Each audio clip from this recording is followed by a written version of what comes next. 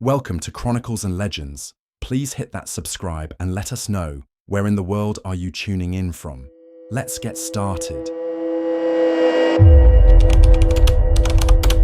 Baphomet's Forbidden Gnosis. Part 1. The Idol That Was Never Meant to Be Seen. Tonight, we venture into the abyss, into the cold, veiled corridors of arcane knowledge, to explore one of the most misunderstood and misrepresented symbols in the annals of occult history. A figure demonized, glorified, feared, and yet never fully understood. A symbol that appears on ancient scrolls and modern sigils, on inverted pentagrams and whispered invocations. We speak, of course, of Baphomet. But what if I told you the horned, goat-headed figure we associate with? Satanism today is merely a modern shell, a hollow projection of something much older, deeper, and infinitely more dangerous. Tonight, in this three-part journey, we will strip away the modern distortion and dig down to the roots. Not the roots of a devil, but of a mystery encoded in history. To understand Baphomet, we must begin not in a pentagram-lit chamber, but in the grim reality of medieval persecution. We begin with the Knights Templar.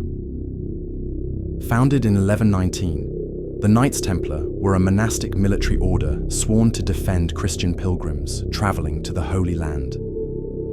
Over the course of 2 centuries, they grew into a powerful transnational force, respected, feared, and envied. But power comes at a cost, and envy breeds betrayal. By the early 14th century, the Templars had become not just warriors, but bankers, controlling vast estates, lending gold to kings, and standing outside the direct control of monarchs and popes alike. This independence made them dangerous, especially to one man, King Philip IV of France. Drowning in debt, desperate for control, and threatened by the Templars' wealth and influence, Philip conspired with Pope Clement V to dismantle the order. And so, on Friday, October 13th, 1307, the purge began. In the dead of night, across France, Templar knights were arrested en masse, tortured, interrogated, and under unbearable duress, they confessed to a litany of crimes: heresy, sodomy, spitting on the cross. But above all, the worship of a mysterious idol. Its name, Baphomet. Some said it was a disembodied, bearded head.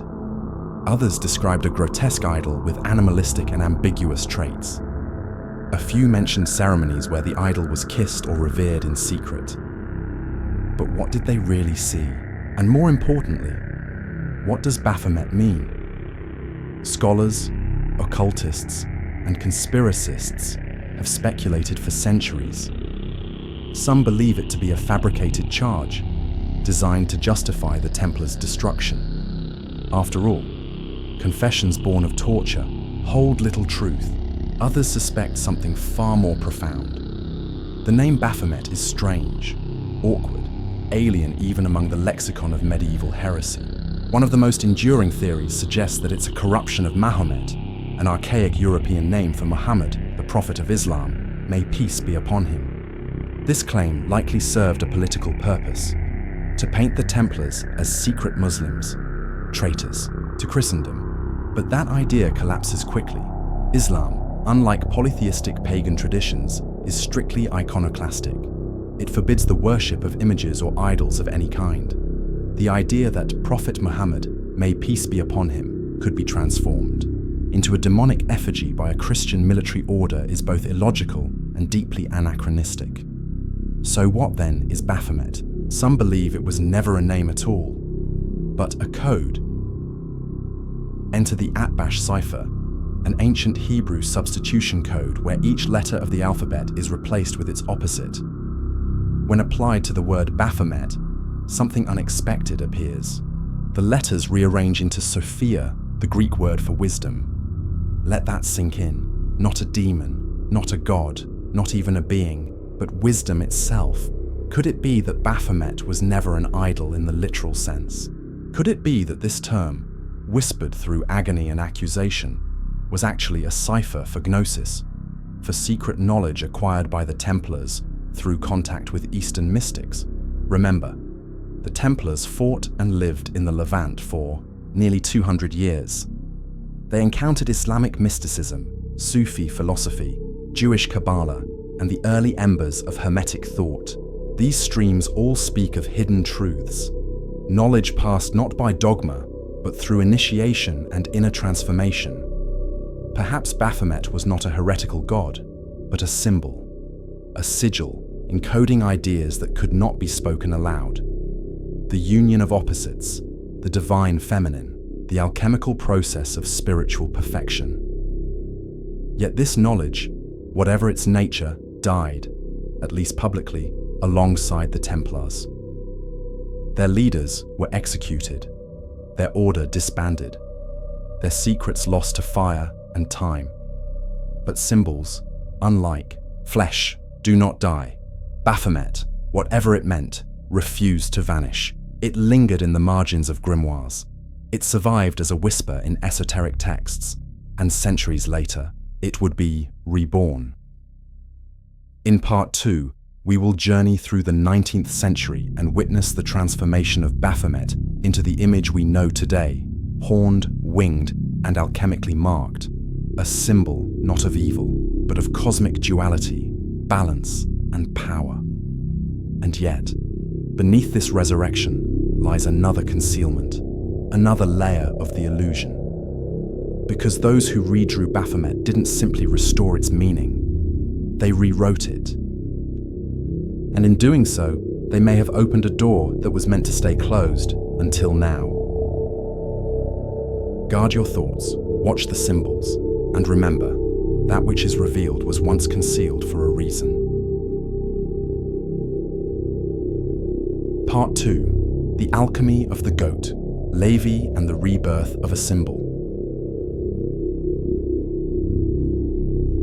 In our last journey, we traced the origins of Baphomet through the shattered remains of the Templar Order. We saw how a name, possibly a code, possibly a cipher for hidden wisdom, was dragged through the fires of persecution, misunderstood, and weaponized by kings and priests alike. But symbols do not perish as men do. They wait. They slumber beneath the surface of history until someone calls them back into the light. That moment came in the 19th century, and the man who summoned Baphomet back into being was a French occultist, a ceremonial magician who sought not just to rediscover ancient mysteries, but to reforge them. His name was Eliphas Levi. Born Alphonse Louis Constant, Lévi was a defrocked Catholic priest turned occult philosopher, a man who walked between the spiritual and the profane. He immersed himself in the study of Kabbalah, alchemy, astrology, and magic, but unlike many mystics of his time, Lévi wasn't just a collector of arcane knowledge, he was a systematizer, and at the heart of his spiritual philosophy stood Baphomet, but not the bearded head of the Templar trials, not the accusatory idol whispered in medieval torture chambers. No, Lévi gave the ancient name a new body and a new soul. In his 1854 work, Dogme et rituel de la haute magie, Dogma and Ritual of High Magic, Lévi introduced the world to the now iconic image of Baphomet, a horned, androgynous figure seated in meditative repose. A torch blazes between its horns, a symbol of illumination. Its goat head represents instinct and earthly nature. Its breasts and male torso reflect the unity of gender, the perfect balance between masculine and feminine. Its arms, one pointing upward, the other downward, carry an inscription in Latin: solve, coagula, to dissolve and to join together. This was no devil, no heretical idol.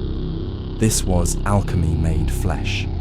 The entire figure is a diagram of transformation, a ritual in symbols, the torch, illumination through knowledge, the wings, transcendence beyond matter, the goat's head facing the earthly, mastering the carnal, the caduceus at its waist, harmony of opposing forces, serpent and staff, death and vitality, male and female.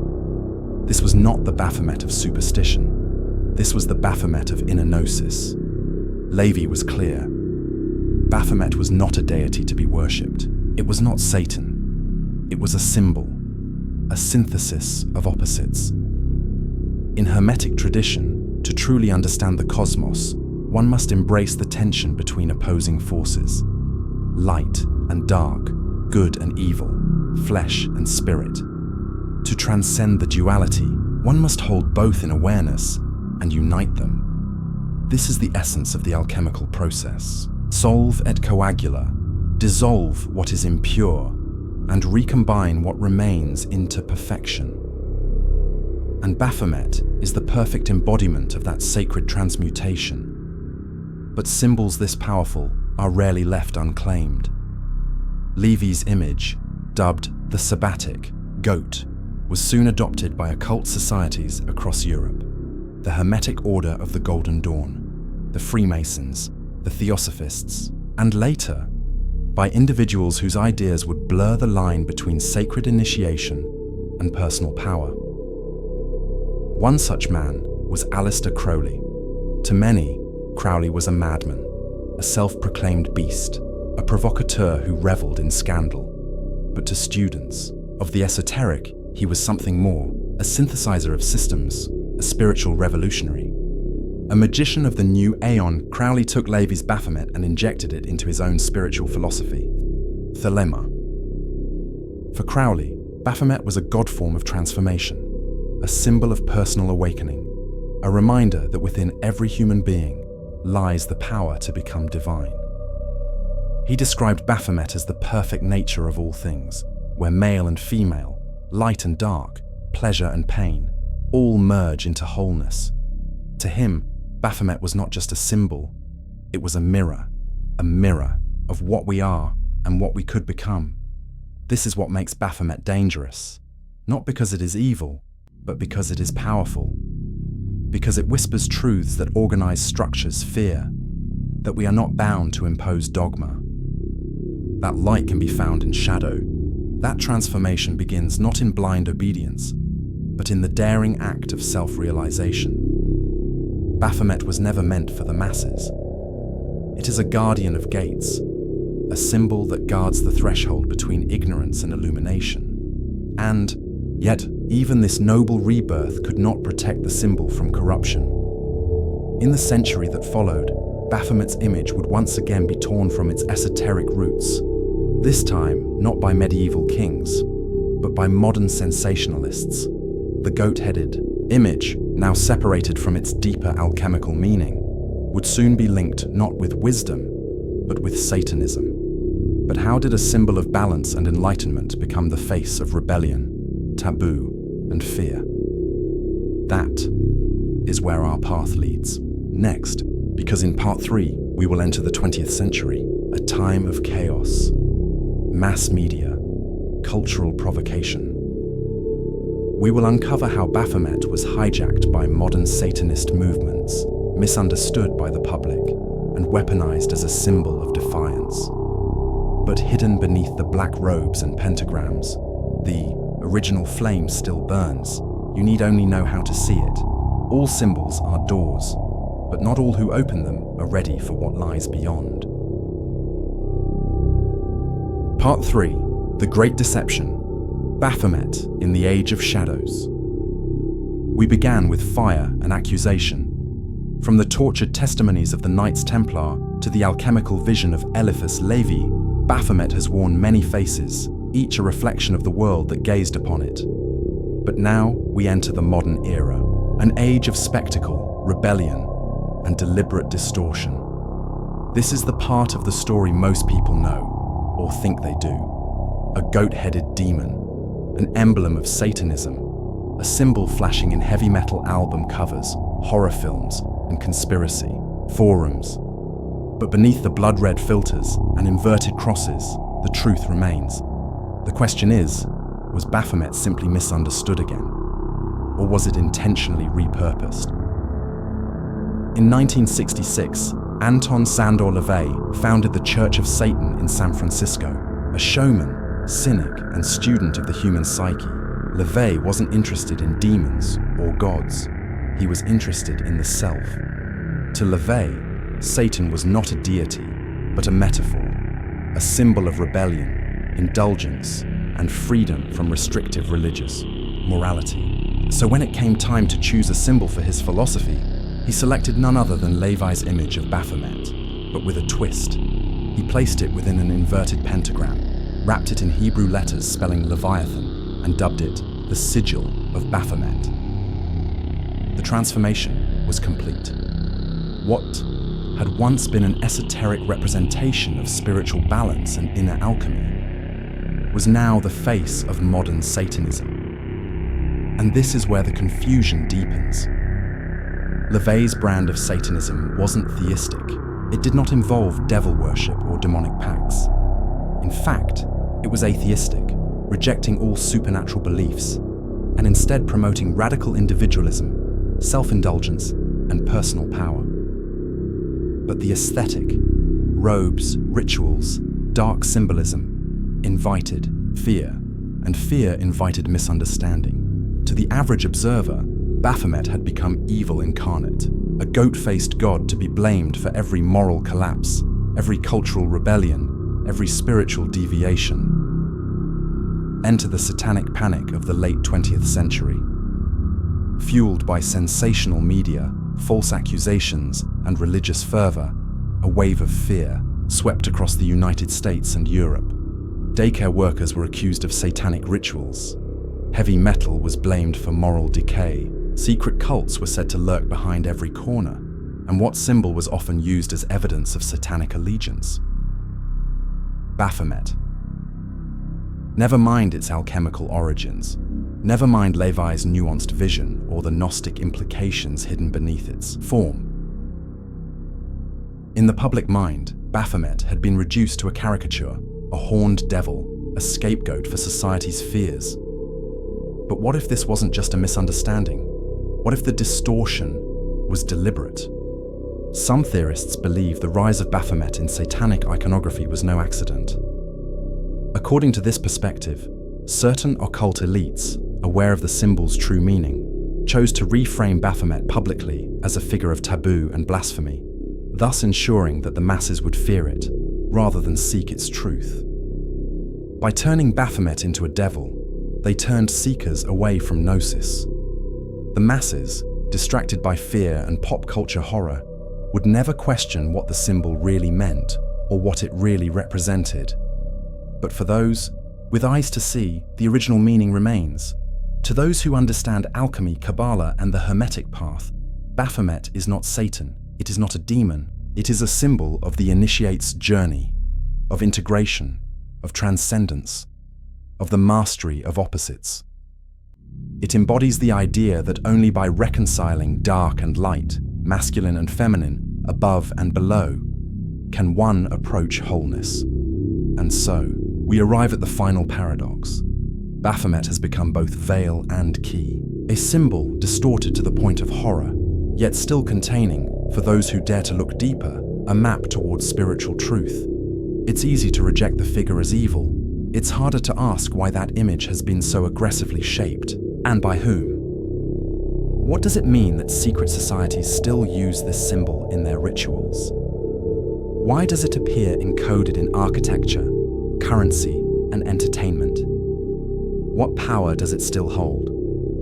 Perhaps the real danger of Baphomet was never that it represented evil, but that it represented empowerment without permission, wisdom outside the church, alchemy outside the temple, freedom outside the system. And for those who benefit from ignorance, that kind of truth is the most dangerous thing of all. In the end, Baphomet is not something to fear, it is something to understand. It is a mirror held up to the initiate, a test to see if you can look beyond the horned mask and recognize the reflection as your own. So the next time you see Baphomet, ask not what it is, but what it was made to hide. Until next time, guard your mind, balance your spirit, And remember, not all who carry the light wear white.